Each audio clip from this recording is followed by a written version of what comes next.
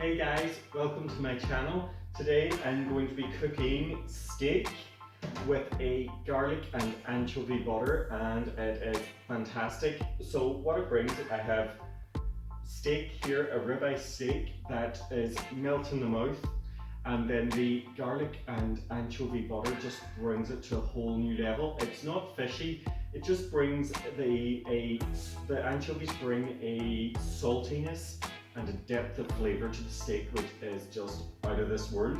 So we'll get things underway. It's important that your steaks you take out of the fridge 30 minutes or so before you need to cook them, just as this will they cook much better and get a much better colour if they're at room temperature. Next, a good heavy based pan, and you want the pan to get extremely hot. You want a good sizzle when you put in your steaks. So next we'll get on with preparing our steaks. And that is done very simply. I'm just going to give them a little drizzle of oil and then rub that in. Don't oil the pan, because if you do, you'll just end up with a room full of smoke. Because my anchovy butter is quite salty, I'm going fairly cautiously here with the salt and a little heavier with the cracked black pepper. I can feel my pan is very hot, so I think I'm ready to cook. And that is exactly the sound you want to hear.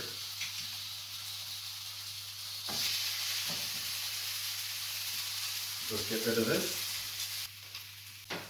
So my steaks have had just about enough time on the first side, so I am just going to season the other side just as I did the first side.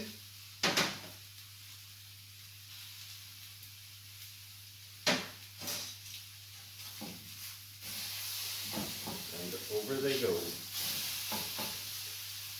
So it's hard to give a time for cooking steaks, as it all depends on how you like to eat your steaks firstly, and then the thickness also. So I just think I like my steak quite rare, so it will be very soft and bouncy. If it's medium, go for it.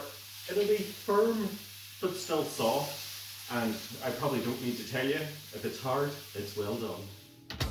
It's best to make the butter a little ahead of time. Start by finely chopping half a tin of anchovies, followed by a small bunch of parsley,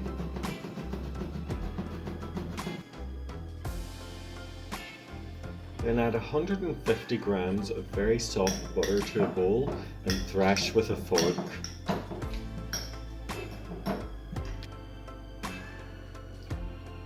A few drops of Worcestershire sauce,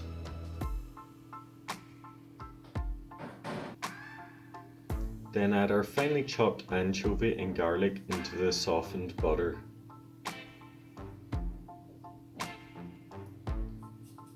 Before finally grating in a small clove of garlic. Then stir everything together to evenly disperse the ingredients. Tip out onto a piece of cling film and then roll into a fat sausage shape, sealing the ends.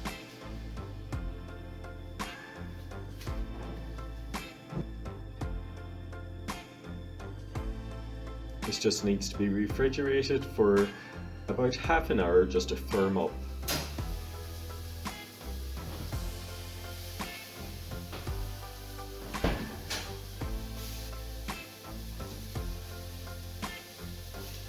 I'll just cut a few fat discs of butter to sit atop my steaks. And that's it. I think my steak is ready to go. Yeah, perfect.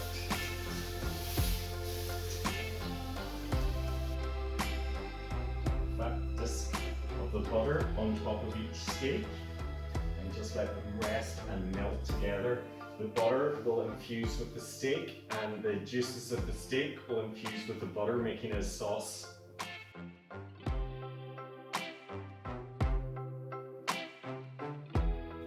And of course, when you have steak, you need chips.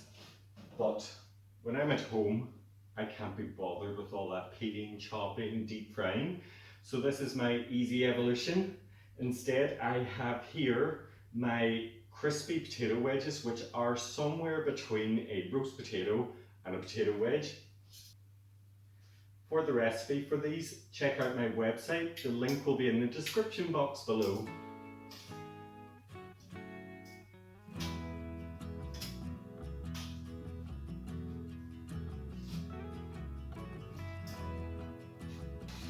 I guess it's time to eat.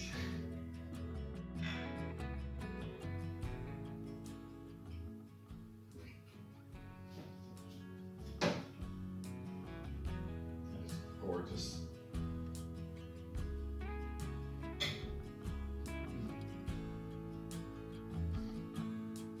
Very hot, but very good. Guys, I hope you've enjoyed this video and that you'll give it a thumbs up. Hit that subscribe button and don't forget to turn on the bell notification so you'll be notified every time I upload a new video. And guys, thank you very much for watching.